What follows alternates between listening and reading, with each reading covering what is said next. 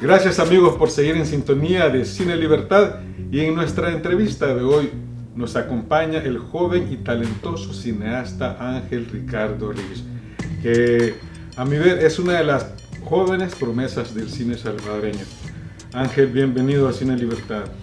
Qué gusto, Edson, de verdad que ya habíamos tenido ratos de querer platicar y que me alegra que ahora pueda contarte un poquito más de lo que ha pasado y hay buenas noticias, así que qué gusto. Perfecto, eso me alegra mucho. Dentro de todo el trabajo que has estado produciendo, vi que hiciste un documental que habla sobre por qué hacer cine. Entonces quiero empezar con eso. ¿Por qué los que hacemos cine nos dedicamos a eso? Mira, es bien curioso también porque hice ese corto documental hace 5 años, 4 años, y creo que es una versión mía muy como positiva del hacer cine en El Salvador, con un entusiasmo muy juvenil. No quiero decir de que lo he perdido, pero sí es esta cuestión de demostrar que en El Salvador se puede hacer cine. Y creo que en el documental sí queda muy reflejado eso, de que sí se puede hacer cine a pesar de que no tenemos una industria, de que quizás no tenemos fondos para financiar nuestros proyectos y que quizás como a la mayoría nos toca hacer proyectos autofinanciados. Pero creo que ahora, un par de años después, con un poquito más de experiencia, puedo decir de que es quizás esta convicción que tenemos de querer contar las cosas que vivimos, de querer quizás hacer como una catarsis, un desahogo de lo que sentimos, de lo que vivimos en el día a día.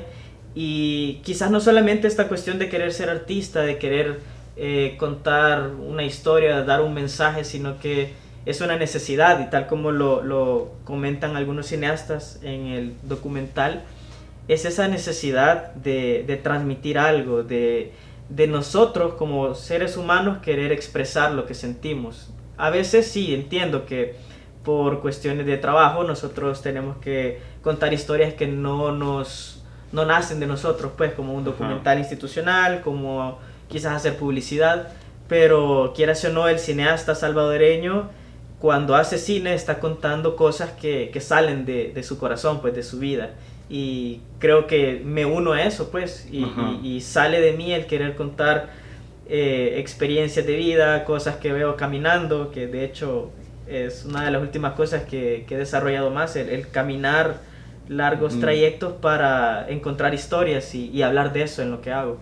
La verdad creo que eso es bueno, el caminar y empezarte a fijar qué sucede a tu alrededor, porque creo que ahí hay historias interesantes. Ahora, pasándonos a la parte de ficción, que ya trabajaste varios cortometrajes, ¿nos podrías compartir cómo son tus procesos creativos y cómo llegas a decidir, esta es la historia que quiero contar esta vez? Bueno, yo creo que todo empezó en bachillerato, cuando hice el corto Super Rich, que básicamente era una idea que ya tenía en mente, que era esta cuestión de, yo era muy, digamos, ecológico, de que si tenía algo en la mano, una cajita o una bolsa de agua, lo que sea, la guardaba en la mochila y la llevaba ahí hasta que encontraba un basurero. Eventualmente dije, ¿por qué no ser un superhéroe que cuando ve que alguien tira la basura del bus, corre y se la devuelve? ¿Cómo sería responder con lo mismo que hace la gente? Pues tirar la basura a la calle, que la calle te devuelva la basura. Y eso se volvió como una pequeña idea, y para mí eso era un corto. Eso, que el superhéroe tira la basura, la toma de la calle y se la devuelve a la gente en el bus. Pero ahí vino el maestro Carlos Escalón y André Freund, que me decían, esa es una muy buena idea, un buen inicio, pero ¿cómo lo desarrollamos más allá? ¿Qué hay más allá de eso? ¿Qué pasa después? Porque eso es lo que he notado a veces en quienes iniciamos a hacer cortos, que tenemos una idea, vivimos algo y decimos, podría hacer una película de esto, un corto de esto, pero ¿dónde está la historia? ¿Dónde está el desarrollo? Entonces creo que eso es lo que me he tratado de desarrollar en los últimos años, tener una idea, pensar, llevarla a madurar, desarrollarla y hacer una historia que pueda contar un personaje que tiene un objetivo y al final logra su finalidad. Y con respecto a la decisión de estas historias, como te mencionaba, sí está muy basado quizás en esto de vivir experiencias, pues quizás en algún momento me pasó esto de la basura, quizás en otro momento, reflejado quizás en lo del último corto, vivir una relación complicada y que te envíen stickers por WhatsApp y que no sabes qué significan. Fíjate que, perdón, esa es la siguiente pregunta que te quería hacer sobre el último cortometraje que has hecho, que por cierto llegó a Costa Rica y has ganado un premio con este cortometraje. ¿Eso te pasó a vos o es un acontecimiento que le pasó a un amigo tuyo? No, a mí sí. De hecho, es algo que me pasó. Y hay muchas amistades que me preguntan, ¿y quién es la que te enviaba mono? ¿Vea? Entonces, o sea, es una mezcla entre cosas que me pasan, cosas que gente me cuenta y la exageración, pues también dentro de lo que hago, que me gusta mucho la comedia, porque siento que El Salvador ya tiene muy desarrollada la parte documental, la parte de los temas como más relevantes del país, y aunque yo estudié periodismo y se podría decir de que me tiraría quizás más al lado documental y social, creo que me gusta más la comedia porque me gusta conectar con la gente, me gusta quizás sacar a la gente de esta realidad que vivimos y con los problemas que tienen, con cuestiones del trabajo, que el tráfico y esto. Creo que hacerlos reír es una cuestión que me gusta mucho y contar mis experiencias desde la tragedia, tragicomedia, me gusta bastante y creo que eso es una de las cuestiones que he como logrado desarrollar, el poder adoptar estas cuestiones de la vida cotidiana, estas anécdotas y transformarlas en cortometrajes, obviamente desarrollando, como te mencionaba, una historia, no solo una anécdota, sino que convirtiéndolo en algo que pueda decir la gente, y eso me pasó a mí, o le pasó a un amigo, o empatizar con este tipo de historias. Ahora, cuando estás escribiendo y nos pasa, de pronto te bloquea, se te bloquea la creatividad. ¿Cómo haces para desentrampar y dar ese salto? Porque puede pasar un día, 2 semanas, 3, no sé, pero de repente encontrás la llave y seguís. ¿Cómo saltás vos ese muro? Sí, de hecho un maestro de Argentina me decía una vez de que tenía una asesoría y tenía que presentar un avance de un guión y me puse a escribir cualquier cosa que se me ocurría y al final escribí como 5 páginas de algo que no me gustaba y le dije al profesor, mire, yo estoy como en un bloqueo y no sé qué hacer, y me dice, qué bueno que estás en bloqueo porque después de eso viene el desbloqueo. Correcto. Así que sí, tienes razón, o sea, llegar al bloqueo es, creo, un punto importante porque significa que has trabajado y ya topaste. Pero en el momento en el que topas, empezás a inventar cualquier cosa y de esas cosas que te inventas probablemente algo funcione después. Y lo que yo también trato de hacer es como establecer estos deadlines, estas fechas límite para algo. Por ejemplo, uno de los primeros cortos que hice, el objetivo era inscribir en el Festival Ícaro el cortometraje y teníamos como 2 semanas para grabarlo, editarlo y todo. Y dije, bueno, mi objetivo es hacer este corto para inscribirlo en el festival. Así que mi intención fue esa, lo escribí, quizás no tuve mayor tiempo para desarrollar historia, pero lo que yo quería hacer lo dejé plasmado ahí, muy contento con el resultado. Y eso, como esas fechas límites sirven bastante. A veces festivales de cine, a veces convocatorias, no sé, como ponerse de acuerdo con el equipo, y esta fecha vamos a entregar esto, y a medida pasa el tiempo ir avanzando poco a poco. Tampoco es dejar todo a última hora, pues, pero sí como saber que tenemos una fecha límite y trabajar poco a poco. Eso sirve bastante, a mí me sirve bastante. Creo que has dicho algo que creo que es fundamental y clave que todo cineasta o hacedor de arte debe de tener, y es autodisciplina, porque a mí lo que me decís con eso para mí es tener autodisciplina, ponerte metas, porque si no se te alarga y se te puede pasar de cocimiento el proyecto y ya no te funciona igual si le das mucho tiempo. También he visto que en tus trabajos ha sido recurrente trabajar con ciertos actores, o sea, ¿cómo logras vos esa sinergia con esta gente para que siempre esté con vos apoyándote? Yo una de las cosas que considero es que para ser cineasta hay que ser una buena persona. Y no sé, al menos en mi caso puedo decir con mucha certeza de que la gente con la que trabajo, que no vuelve romántico esto, decir que somos familia y eso, porque cada quien tiene su trabajo y probablemente no nos vemos muy seguido con todos los miembros del equipo, pero mientras estamos trabajando, esa es la idea, pues, generar como esta convivencia cercana, esta sinergia, como mencionabas, para que la gente, a pesar de que quizás no es una producción con altos presupuestos y que se le va a pagar lo justo a todas las personas, pero que al menos tengan como esta experiencia de decir, qué chivo trabajar en este corto, en esta producción, y me divertí, aprendí, nos divertimos, qué chivo fue haber experimentado el estar en esta producción, y más allá quizás del último corto que hicimos, que 2 miembros del crew pudieran ir a Costa Rica conmigo y ver como este resultado de un corto que fue quizás una primera experiencia para ellos, y poder llegar a otro país, compartir con otros cineastas de Centroamérica, fue como no sé, como el verdadero premio para mí, pues, claro. el poder compartir estos logros con parte del crew, y que, como te decía, es gente que está siempre comprometida con trabajar, no solo conmigo, sino que con proyectos de otros amigos, y quizás con los actores también. Es esta cuestión de entablar como una, no sé, una amistad verdadera, y yo trato también de ser una persona que se interesa mucho en la vida diaria, en la vida cotidiana de mis actores, con las personas que trabajo. Y bueno, de hecho el actor es colombiano, Pablo Agudelo, con el que he trabajado, que ha aparecido en la mayoría de mis cortos. Para mí fue una verdadera bendición el que yo le haya podido escribir en Facebook cuando yo tenía como 19 años, y le dije, hola, mucho gusto, me gustaría que usted sea el actor de este corto. Él no me conocía, yo tampoco lo conocía mucho, más que un par de veces que lo había visto, y me citó en su oficina, le presenté el guión, lo leímos, y me dijo que a pesar de que no había presupuesto, él estaba encantado con la idea porque le gustaba el guión, y a partir de ese momento se estableció como una buena amistad y relación de trabajo, y ahí estamos, pues, siempre pendientes de colaborar en algo. Pero como director, ¿cómo fue que tu instinto te dijo, con él es que tenés que trabajar este cortometraje, él tiene que ser el personaje? O sea, ¿cómo nace esa conexión? Porque si no se conocían, ¿cómo nace eso? Sí, es esa cuestión también que te menciono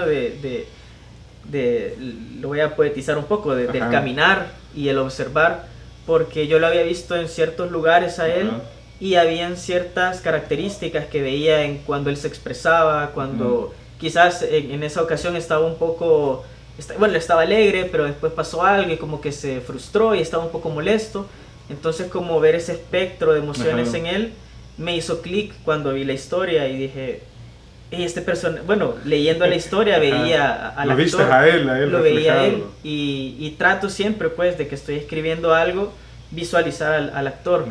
Algo que me pasó mucho y que estoy trabajando en eso, es que como las historias que escribo usualmente son basadas en experiencias propias, siempre me visualizaba a mí, y pasé como una etapa en la que yo era el protagonista en el documental, en Bilocación, en El Fruto de la Felicidad, donde yo era el protagonista y yo era el actor, y llegué al punto en el que dije, va, está bien, ya me desahogué mi etapa de actor y eso, que obviamente todo el mundo quiere en algún momento destacar uno también. Y dije, bueno, para este corto de los monos ya no tengo que ser yo, pues tengo que buscar a alguien más. Y cuando estaba escribiendo, en este montón de cosas que dice el personaje, entre que dice algo y no lo dice y repite, recordé a este actor, Teda Bertrand, que veía sus historias de Instagram, y él se pone a grabar algo y pasa un minuto hablando de que la gente en el tráfico, y luego ve un perro en la calle, este chucho, ¿qué pasó? No sé qué. Y esta señora, no se pase a la calle, y empieza a salirse del tema, y uno está pendiente de lo que dice, y dije, este personaje es bien interesante, y fue que lo visualicé a él para este cortometraje. Es una cuestión como una corazonada también, porque también me han dicho en algunas ocasiones que la cuestión del casting es muy importante, pero creo que como ando en este camino de la vida haciendo como casting permanente, gente con la que converso, gente que veo en la calle, amigos, como que tengo ya en mente este casting mental, y digo, este personaje podría ser este amigo o esta persona, ya sea que tenga experiencia en actuación o no, depende de los requerimientos también del personaje, pero sí, es una corazonada también. Fíjate que yo creo que has dicho algo bien clave para todos aquellos que nos queremos dedicar al cine, o en específico dirigir, creo que tenemos la obligación de conocer el trabajo del actor o lo que se siente o de estar en ese papel para tener mejores herramientas y saber dirigir a los actores, para saber cómo poder llegar y sacarle mejor fruto pues al trabajo de lo que se esté haciendo. Ahora, hablando un poco de la producción de cine nacional, acá ya se han producido varios largometrajes de ficción y documental. ¿Cuáles has podido ver hasta la fecha y qué opinión te merece lo que has visto hasta este momento del cine salvadoreño? Pues sí debo decir que he sido muy estudioso y disciplinado en estar pendiente de la producción nacional. Creo que el Festival Ícaro también es como un espacio donde uno puede ver quizás los cortometrajes que se están realizando, pero a nivel de largometrajes sí, creo que desde Sobreviviendo Guazapa, luego La Rebúsqueda, Mala Crianza y El Suspiro del Silencio y todas estas películas que han salido, he estado pendiente de ver qué es lo que se está haciendo. Pues. Sí debo decir de que estamos quizás, bueno, lo que muchos sabemos, la cuestión de guión, que hay que desarrollar eso a nivel nacional. Creo que sí hay guionistas, creo que sí tenemos personas que se están desarrollando en esa área, pero que sí es necesario quizás, bueno, como yo lo veo, vivir un poco más, salirse de la parte académica, porque creo que a veces en esta cuestión de querer establecer una historia academicista, con los 3 actos, con un hilo narrativo ya establecido, quizás a veces salimos de esta realidad. O sea, El Salvador es tan a veces surreal, que esa narrativa surreal podría ser muy exitosa para una película salvadoreña. Y también siento que a nivel técnico ya tenemos como un buen nivel. Siento que lo que tenemos que desarrollar es como esta originalidad.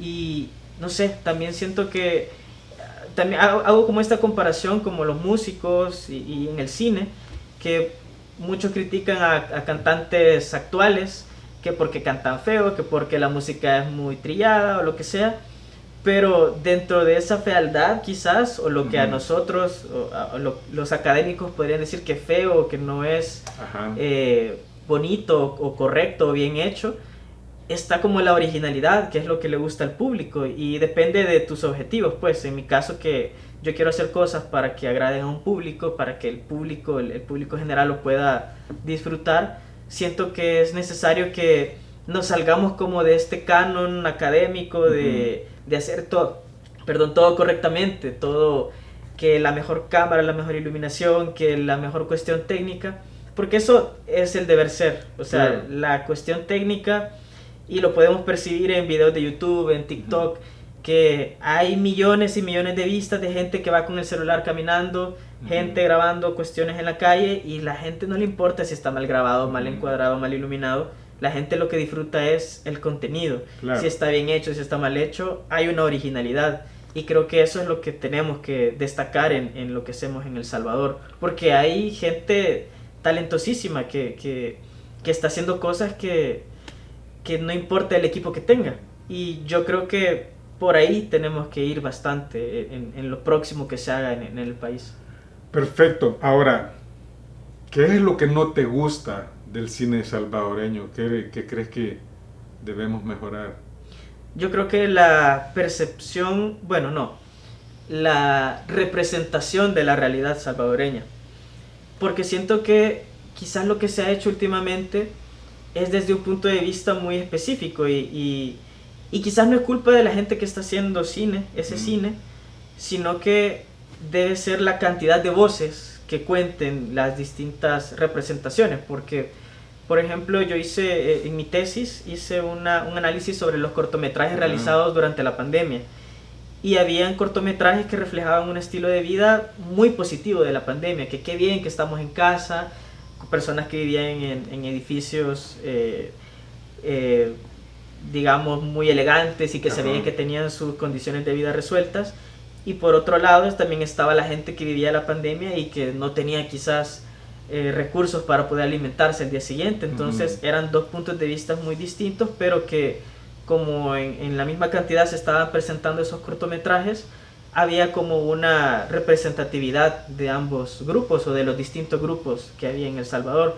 Lo que pasa en el cine salvadoreño es que siento que quienes están haciendo cine actualmente, que entiendo que también es un privilegio porque no es cuestión fácil decir voy a hacer un corto, sino que o es tener el poder adquisitivo para financiarlo o ser una persona que pueda convencer a todo el equipo de trabajar y convencerse de terminar el corto. Pero quienes estamos haciendo ahorita creo que tenemos una perspectiva muy específica de El Salvador y que probablemente lo que vea la gente, el público general, no le parezca como la realidad salvadoreña, porque se están haciendo cosas en lugares del Salvador que quizás la gente no conoce, o que los edificios que se presentan, ¿será El Salvador? ¿No será El Salvador? La gente quizás está muy acostumbrada a esta cuestión del centro, de cuestiones más populares, y a veces lo que se está produciendo es a nivel un poco más de un estilo de vida que no representa quizás al salvadoreño promedio.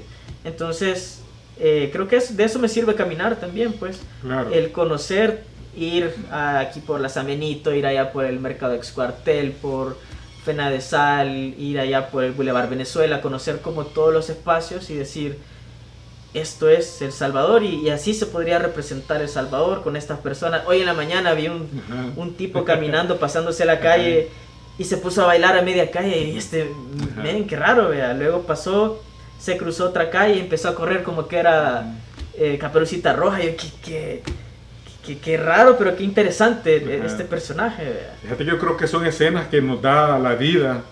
Al menos creo que lo que hacemos es agarrarlas, las guardamos y cuando nos ponemos a escribir algo, creo que ahí están, las agarras, las vas uniendo y pues vas haciendo tus trabajos. Ahora, hablando sobre lo que me decís que es un privilegio hacer cine, ¿cómo haces vos para producir tus cortometrajes? ¿Sacás vos de tu dinero? ¿Alguien te da? ¿Aplicas a algo? Sí. ¿Cómo haces? De nuevo, lo retomo y sí creo que es un privilegio.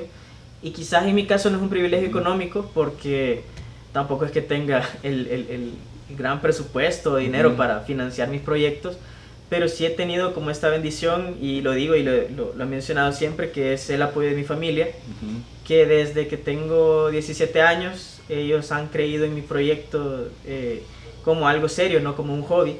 Entonces, bueno, en un corto en el que también me apoyaste, ellos estuvieron ahí haciendo cafecito, en transporte, estuvieron gestionando muchas cosas.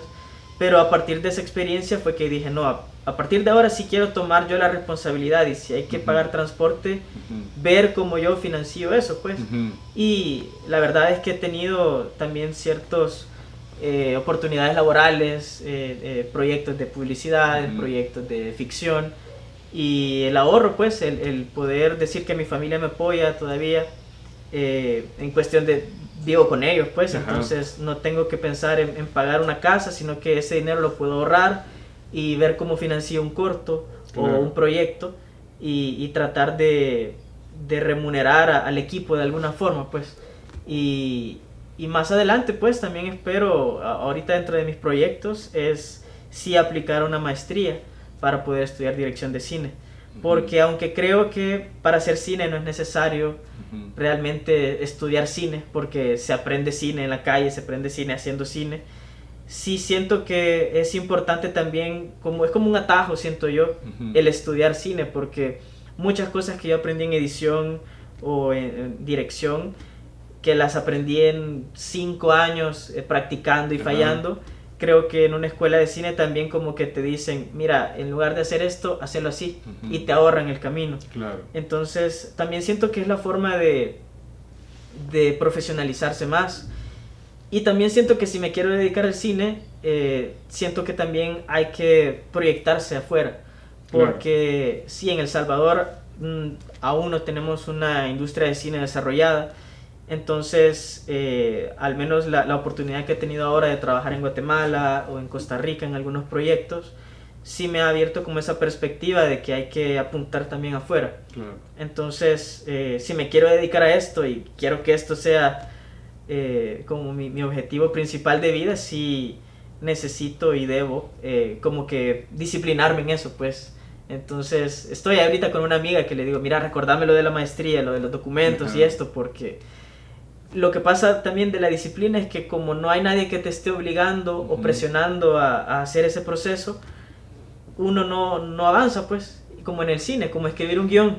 Si no hay nadie que te esté diciendo cómo vas o pidiéndote avances, uno no avanza porque es decisión de uno y no hay una institución que te esté fiscalizando de cómo vas con el guión, cómo vas con los presupuestos. Entonces hay que encontrar esas formas para disciplinarse. Estoy totalmente de acuerdo con vos que el cine es disciplina. Y ahora, dentro de todos los recursos narrativos que existen para contar una historia, ¿qué es lo que vos evitás? ¿Qué es lo que decís vos? Eso no es, lo hago a un lado. Yo creo que, iba a decir que no le voy a los clichés, pero sí, creo que es parte de hacer cine, el hacer clichés, pues, porque, no recuerdo, creo que también un maestro me dijo una vez de que el cliché es una herramienta y si la gente la conoce y te va a servir para contar tu historia, pues usala. Para eso son, pues son herramientas que la gente ya sabe y en lugar de dar una gran vuelta para contar algo, el cliché. O sea, está mal cuando toda la película o toda la historia está llena de clichés y que la gente ya sabe a dónde va. Pero si estás contando una historia propia, muy única quizás, y utilizas una de estas herramientas, pues está bien, creo yo. Yo creo que lo que trato de evitar es últimamente la voz en off, porque sí he notado quizás que dentro de la producción salvadoreña, por esto mismo de la escasez del equipo técnico, que quizás no contamos con un buen micrófono, a veces hacemos producciones como de imágenes bonitas y una narración en off que va explicando lo que vemos, porque quizás no tenemos la certeza de que la gente va a entender las imágenes. Entonces trato de que desde que estoy escribiendo y cuando grabo y cuando edito, la secuencia de imágenes esté narrando algo, porque colocar la voz en off sí me parece a veces como que pegarle con un martillo en la cabeza, de mira, por si no entendió, esto significa esto, ¿verdad? O colocar imágenes que la gente, una lluvia por ejemplo, decir, entonces el personaje sale y llueve, pero ¿qué significa la lluvia? O sea, además de que puede representar tristeza para alguien, para otra persona puede representar que llueve y qué alegría, que eso limpia, pero ser como disciplinado en que si yo quiero presentar un elemento, que la mayoría de personas que lo vean logren recibir ese elemento como yo lo quiero presentar, y no como esta respuesta de no, que la gente entienda lo que quiere, porque claro, cada persona tiene el derecho de comprender y asimilar el mensaje como ellos quieran, pero también uno tiene esa responsabilidad de presentar un mensaje y que el mensaje llegue con la finalidad que uno quiere destacar. Entonces, eso creo yo, el utilizar los clichés de una buena forma, y quizás la voz en off, que trato de huirle un poco a ese recurso. Bueno, perfecto, gracias por habernos acompañado y alimentarnos con el aprendizaje que has tenido vos en este tiempo haciendo tus cortometrajes. Pero antes de cerrar la entrevista quisiera que veamos uno de tus cortometrajes. ¿Cuál compartirías con el público de Cine Libertad? Bueno, quiero que vean el corto Por eso odio a los monos, que es el cortometraje que ganó el premio del público en el Festival Internacional Shorts Costa Rica, y muy contento de que el público costarricense lo haya disfrutado. Me gusta mucho que a pesar de que es una cuestión, que tiene lenguaje salvadoreño y mucha jerga coloquial, haya sido comprendido en Costa Rica y que el público se haya reído, y que al final es una cuestión universal, siento yo. ¿Quién no ha recibido stickers de WhatsApp y se queda como, ¿y qué significa esto, verdad? Y tener una relación complicada, que creo que, bueno, a mi edad creo que es bien común eso, así que sí, les dejo el cortometraje Por eso odio a los monos. Gracias, Ricardo. Y ustedes, amigos, después del cortometraje que vamos a ver a continuación, va a estar Jorge Dalto con nosotros para hablarnos de la película de esta noche.